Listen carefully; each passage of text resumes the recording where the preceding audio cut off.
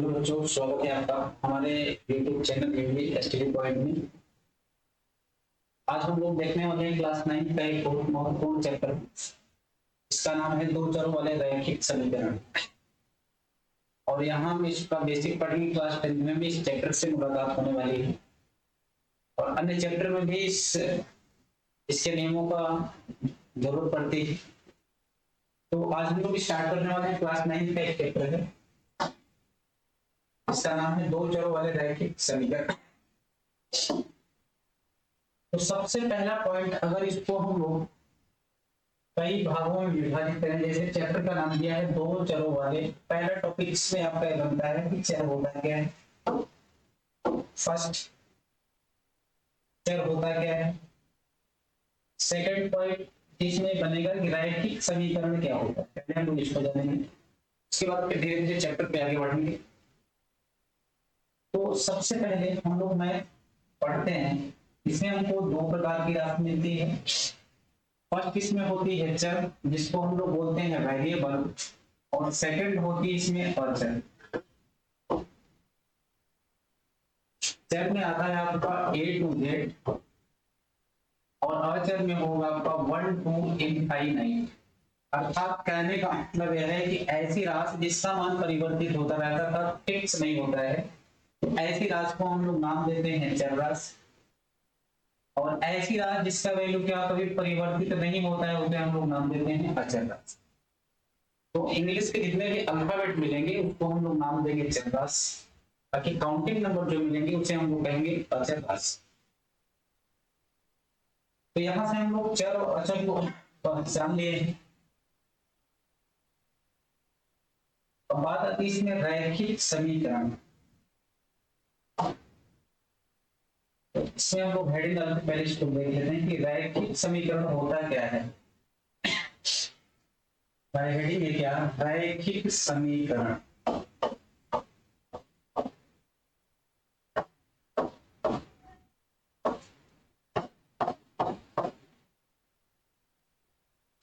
रैखिक समीकरण को हम लोग जानना चाहेंगे कि रैखिक समीकरण कहते हैं किसको, उसके बाद हम लोग टॉपिक को बताते हैं। इसमें हम लोग कह सकते हैं कि ऐसा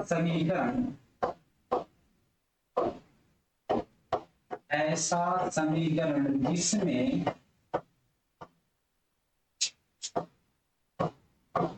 चर राशि की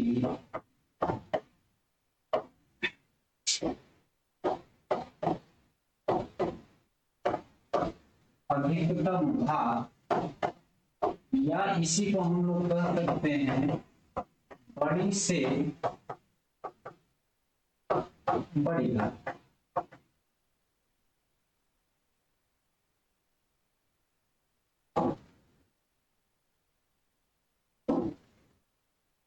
ऐसा समीकरण जिसमें चर राशि की अधिकतम घात या बड़ी से बड़ी घात एक होती है, उसे हम लोग नाम देते हैं रैखिक समीकरण। देख लेते हैं।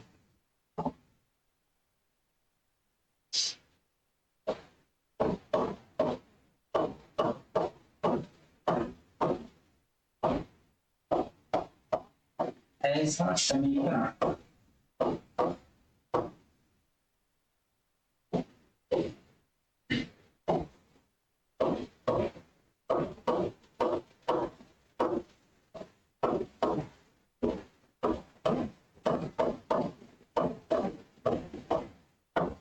चर राशि की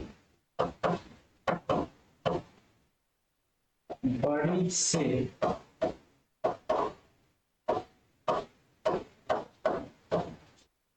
से बड़ी घात एक होती है।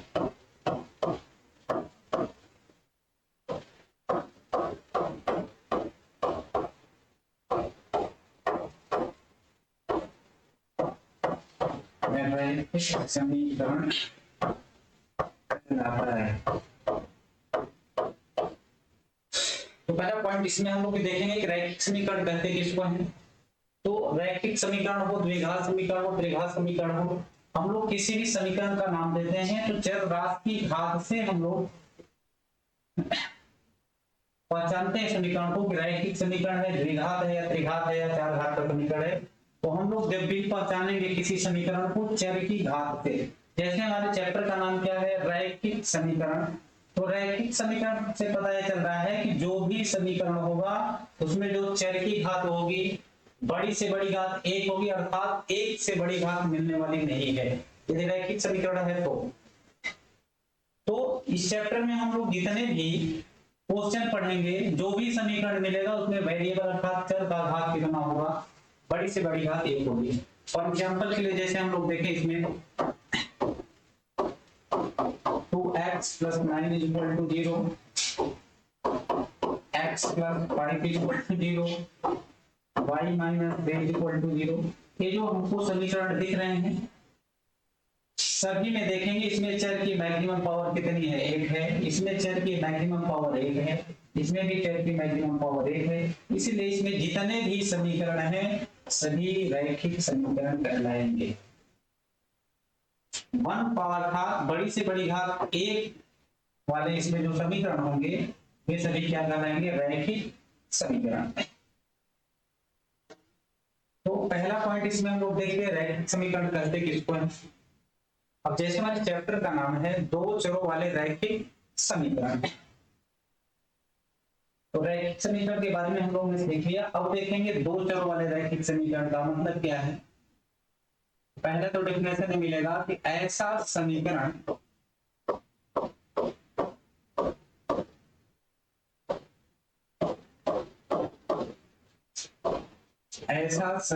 जो ax + by + c = 0 के रूप का हो,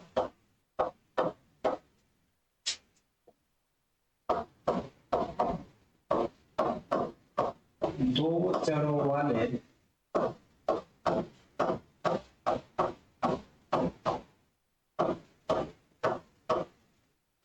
रैखिक समीकरण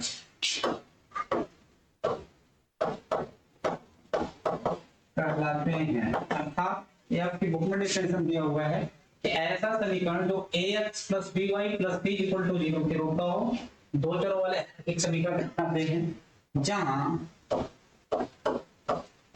a b व c वास्तविक संख्या है।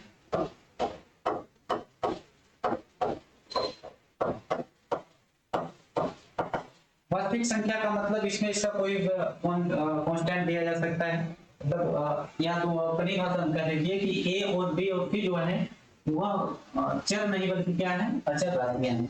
जहां पे बताया गया ए बी और सी क्या है, वास्तविक संख्याएं, हम लोग आगे निकाल कर देखेंगे कि ए और बी सी का वैल्यू कैसे निकलेगा। यहाँ हम लोग इसको गए हैं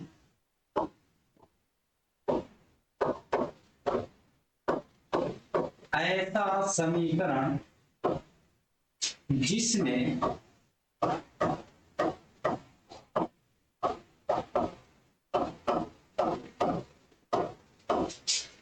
दो चर राशियां हों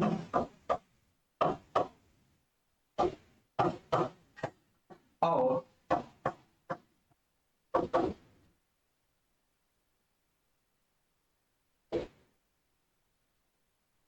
ऐसा समीकरण जिसमें दो चर राशियां हों और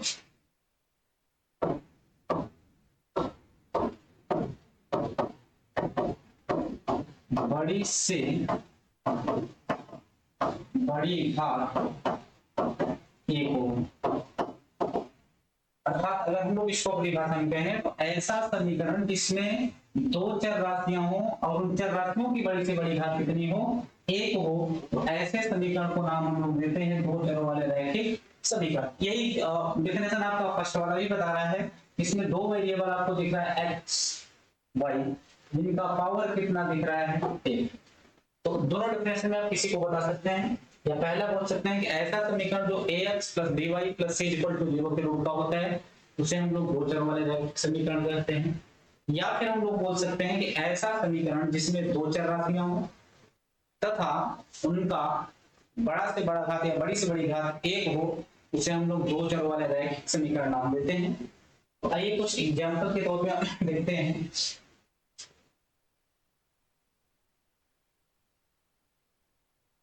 फॉर एग्जाम्पल जैसे इसमें हम लोग देखें, जैसे पहला दे दिया गया 3x plus 9y plus 7 is equal to 0। एक समीकरण दिया है, अब हमको पहचानना है कि दो चरों वाले रैखिक समीकरण है अथवा नहीं है। अगर है तो उसको आपको बताना है। तो जैसे पहला इसमें हम लोग देख रहे हैं कि जिसमें दो हमको वेरिएबल था, दो चर राशि देता है x और y, इनका मैक्सिमम पावर देखेंगे, इसका भी पावर 1, इसका भी पावर 1। तो पावर 1 से पता चल गया कि हमारा जो समीकरण है वह है रैखिक समीकरण। लेकिन इसमें कितने वेरिएबल दिख रहे हैं? दो वेरिएबल, इसलिए इसको हम लोग बोलेंगे दो चरों वाले रैखिक समीकरण। ये जो हमारा समीकरण दिया गया है यह क्या है? दो चरों वाले रैखिक समीकरण है। क्यों है? क्योंकि इसमें दो वेरिएबल दिख रहे हैं, अर्थात दो चर राशियां हैं, और चर राशियों की बड़ी से बड़ी एक दिख रही है, इसलिए इसको हम लोग नाम देंगे दो चरों वाले रैखिक समीकरण। तो यहाँ से आप लोग पहचानना सीख गए होंगे कि दो चरों वाले रैखिक समीकरण कहते किसको हैं या रैखिक समीकरण किसको कहते हैं। अब हम लोग इसका अगला टॉपिक देखेंगे, रैखिक समीकरण का हल। अगला हेडिंग हम लोग बनाएंगे इसमें रैखिक समीकरण का हल।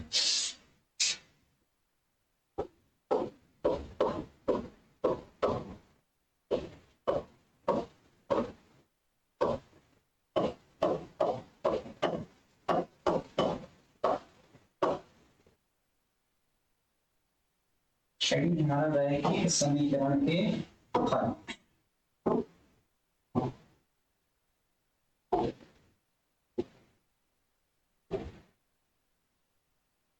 इसका डेफिनेशन हम लोग देखते हैं।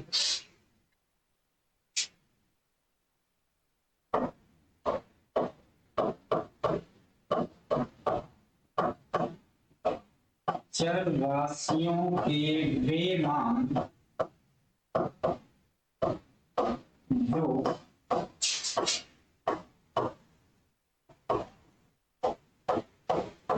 समीकरण को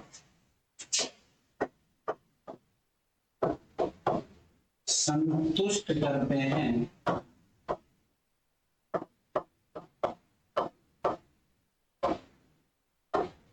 समीकरण का हल कहलाते हैं।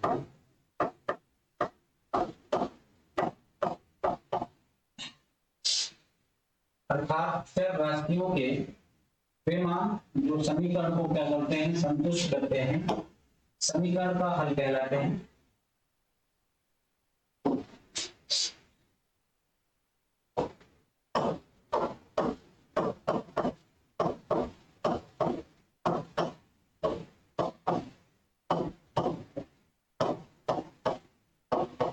चर राशियों के वे मान जो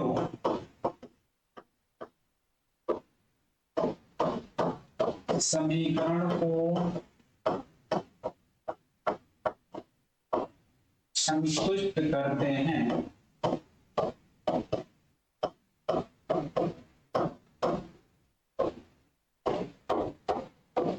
समीकरण का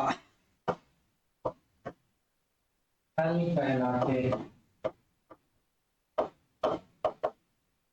इसमें बताया गया समीकरण है चर राशियों के वे मान जो समीकरण को संतुष्ट करते हैं, समीकरण का हल कहलाते हैं। संतुष्ट करने का मतलब है कि चर राशि का वे मान जिसे प्रतिस्थापित करने पे अर्थात रखने पर समीकरण का दोनों पक्ष बराबर हो जाए।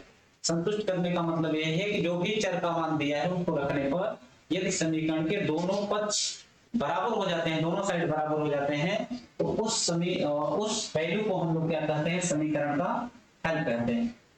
जैसे एग्जांपल के तौर पे अगर कहा जाए कि एक हमारे पास इक्वेशन है 2x प्लस 5y माइनस 19 अर्थात 2x प्लस 5y माइनस 19 बराबर 0 दिया है, और इसमें x का वैल्यू दिया है 2, y का वैल्यू दिया है 3, और हमको चेक करना है कि जो इसमें चर का मान दिया है समीकरण का हल है कि नहीं है, इसको हम लोग चेक कर सकते हैं आसानी से कि जो इसमें चर का मान दिया है समीकरण का हल है अथवा नहीं है। तो इसको चेक करने के लिए हम लोग करते क्या है, जो भी इसमें वेरिएबल अर्थात x और y का मान दिया है, इस x और y के मान को दिए गए समीकरण में हम लोग पुट अप करेंगे अर्थात रखेंगे। रखने में ये दोनों पक्ष हमको बराबर मिल जाता है अर्थात LHS और RHS बराबर मिल जाते हैं। तो जो x और y के मान दिए हैं समीकरण के हल कहलाते हैं। ये दोनों पक्ष बराबर नहीं मिलते हैं, जो x और y का मान दिया गया है समीकरण का हल नहीं होगा। तो चलिए इसमें हम देखते हैं, LHS पकड़ते हैं। LHS दिया है 2x प्लस 5y माइनस 19। क्या करेंगे इसमें हम लोग, x is equal to 2 y is equal to 3 रखने पर, चलिए अगर इसमें रखते हैं तो यहाँ क्या है आपका 2 इंटू एक्स की जगह हम लोग रखेंगे 2 क्योंकि x का वैल्यू 2 दिया है, प्लस 5 इंटू वाई की जगह रखेंगे 3 माइनस 19। मल्टीप्लाई करेंगे इसका, कितना हो जाएगा 4 प्लस 15 माइनस 19। 15 और 4 प्लस में 19 प्लस 19 माइनस, और इसमें से जब हम लोग माइनस करेंगे कितना आ गया 0। जब हम लोग दिए गए चर के दिए गए वैल्यू को हम लोग इसमें पुट अप किए हैं अर्थात रखे हैं, तो हमारा LHS क्या निकल कर आया इसमें 0, जबकि RHS क्या दिया है 0 दिया। अर्थात इन वैल्यू को रखने पर समीकरण के दोनों पक्ष आपस में बराबर हो जाते हैं। बराबर होने का मतलब है कि चर का जो भी मान दिया है समीकरण को क्या कर रहा है, संतुष्ट कर रहा है। इसलिए जो इसमें चर राशियों के मान दिए गए हैं ये रैखिक समीकरण के हल हैं। इस तरह से आपको ज्ञात करना है कि रैखिक समीकरण का हल है अथवा नहीं है। आप इस वैल्यू को उठाकर पुट अप कीजिए, यदि रखने पर दोनों साइड इक्वल हो जाते हैं तो रैखिक समीकरण का हल कहलाएगा। यदि इसको रखने पर दोनों पक्ष बराबर नहीं मिलते अर्थात अलग अलग मिलते हैं तो रैखिक समीकरण का हल नहीं होगा। तो इस तरह से हम लोग पहचान सकते हैं कि कौन कौन से वैल्यू समीकरण के हल हैं, कौन से वैल्यू रैखिक समीकरण के हल नहीं। अगला पॉइंट होगा, हम लोग इसमें डेफिनेशन में पढ़े थे कि ऐसा समीकरण जो ax plus by plus b equal to 0 के रूप का होगा। यहाँ से हम लोग a b c का भी मान निकालना सीख लेते हैं। मान लीजिए पहला हमको इसमें दे दिया है equation 3x plus 9y plus 5 is equal to 0। इसमें पूछ रहा है कि समीकरण से x और a और b और c का वैल्यू निकालना है। तो जब भी वैल्यू निकालना है हम लोग क्या करेंगे,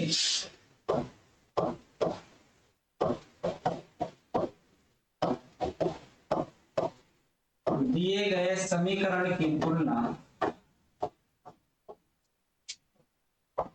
ax plus by plus c equal to 0 से करने पर जो भी समीकरण दिया गया है उसकी तुलना हम लोग किससे करेंगे, ax plus by plus c equal to 0 से करने पर पहला आपका इसमें समीकरण दिया है 3x plus 9y plus 5 is equal to, इधर क्या मिल जाएगा ax plus by plus c। तो जब भी हम लोग इसकी तुलना करेंगे वो x वाले का x वाले के साथ, y वाला का y वाले के साथ और c वाले का अचर पद के साथ करते हैं। यहाँ पे इसका मिल रहा है 3x इज इक्वल टू, इधर मिल रहा है ax, x से x कैंसिल आउट होगा, a का वैल्यू निकल कर आएगा 3। यहाँ से हमको a का मान मिल गया। फिर दूसरे की जब हम लोग तुलना करेंगे y का y के साथ 9y इज इक्वल टू, इधर मिल रहा है by, y से y कैंसिल आउट होगा, b का वैल्यू निकल कर आएगा 9 और सीधे अचर की तुलना कर लेंगे तो c इक्वल टू क्या निकल कर आया 9। अर्थात a का वैल्यू 3, b का वैल्यू 9 और c का वैल्यू 5। और यहाँ पे c का वैल्यू क्या है 5 निकल गया। तो इस तरह से हम लोग इस तरह से रैखिक समीकरण के हल को हम लोग क्या कर सकते हैं, निकाल सकते हैं। ठीक, या और आप अपनी सरल भाषा में करना चाहें तो आप ये भी कर सकते हैं कि जो x का गुणांक होता है x का जो गुणांक होगा उसको हम लोग नाम देंगे a, y के गुणांक को हम लोग क्या नाम देते हैं b, और जो इसमें अचर पद होगा उसको हम लोग नाम देंगे c। वैसे भी आप पहचान सकते हैं, इसमें x का गुणांक क्या दिख रहा है 3, और x के गुणांक को हम लोग नाम देते हैं, तो a का वैल्यू निकल कर आएगा 3, y के गुणांक को हम लोग नाम देते हैं b, इसमें y का गुणांक 9 है तो b का मान निकल कर आएगा 9, अचर पद को c कहते हैं तो c का मान निकल कर आएगा 5। तो इस तरह से हम लोग क्या कर सकते हैं, a b c का मान निकाल सकते हैं किसी भी दो चर वाले एक समीकरण से। एक एग्जांपल और देख लेते हैं। मान लीजिए क्रम को चेंज कर दिया जाए, जैसे कर दिया इसमें 2y + 9 + 6x = 0। कभी कभी बच्चे क्या करते हैं, इसमें कंफ्यूज हो जाते हैं, जो पहले लिखा उसी को a मान बैठते हैं, सेकंड नंबर पे b मान बैठते हैं, और जो थर्ड वाला है उसको c मान लेते हैं। ऐसा नहीं करना है, हमेशा आपको पहले x ढूंढना है। तो x का गुणांक इसमें दिख रहा है कितना 6, तो x के गुणांक को a कहते हैं, a का वैल्यू निकलेगा 6, y के गुणांक को b कहते हैं, तो y के साथ कितना है 2, तो b का वैल्यू निकलेगा 2, और अचर पद इसमें 9 है तो c का वैल्यू निकल कर आएगा 9। और इस प्रकार से क्वेश्चन मिलेंगे ही मिलेंगे। तो इस तरह से हम लोग a, b और c का वैल्यू क्या कर सकते हैं, निकाल सकते हैं। कभी कभी क्या होता है कि इसमें कोई भी पद एक पद गायब कर दिया जाता है और वहां से a b c का मान पूछ लेता है, वहां से हम लोग कैसे निकालेंगे एरिया लीजिएगा।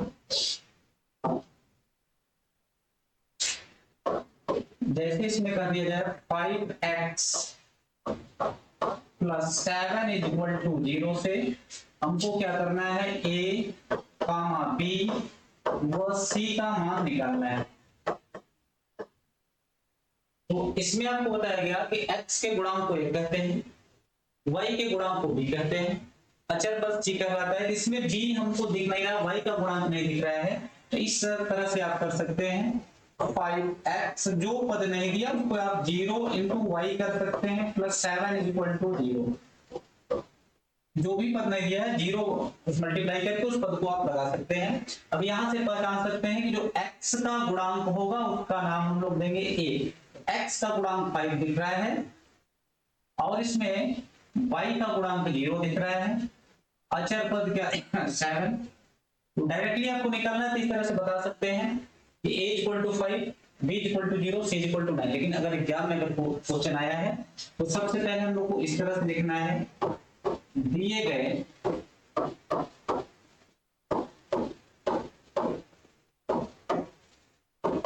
समीकरण की तुलना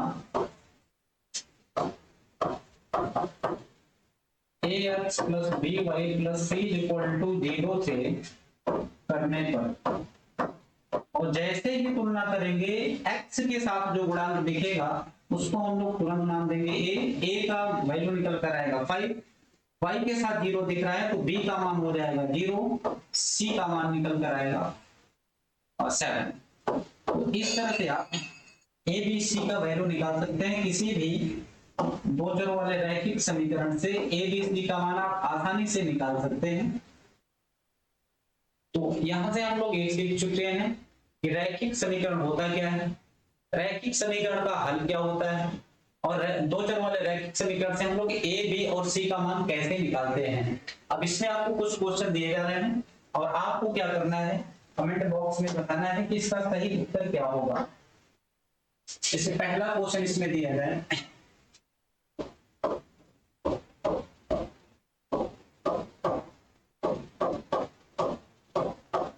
निम्नलिखित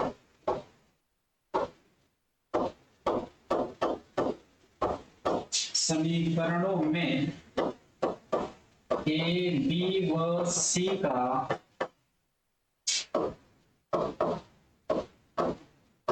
मान ज्ञात कीजिए। कुछ समीकरण दिए जा रहे हैं और आपको बताना है a b c का मान निकालना है। पहला क्वेश्चन है 2x + 5y + 9 = 0। सेकंड है 9y + 7x + 8 = 0। थर्ड क्वेश्चन है 9x plus 5y is equal to 0। Fourth question है 3x plus 7 is equal to 0। और फिफ्थ क्वेश्चन है 2y minus 9 is equal to 0। इन सभी समीकरणों से आपको a, b और c का मान निकालना है। सेकंड में कुछ समीकरण दिए जा रहे हैं और x और y के मान दिए जा रहे हैं। आपको बताना है कि रैखिक समीकरण का हल है अथवा नहीं। पहला समीकरण है 2x plus Y minus 5 is equal to 0। x का मान इसमें दे रहा है 2, y का मान दे रहा है इसमें 1। इस x और y के वैल्यू को इसमें पुट करेंगे, ये दोनों साइड इक्वल हो जाएंगे तो रैखिक समीकरण का हल होगा। अगर बराबर नहीं होते हैं तो रैखिक समीकरण का हल नहीं होगा। सेकंड क्वेश्चन इसका है 3x plus y minus 10 is equal to 0। x का मान दे रहा है 2, y का मान दे रहा है 3।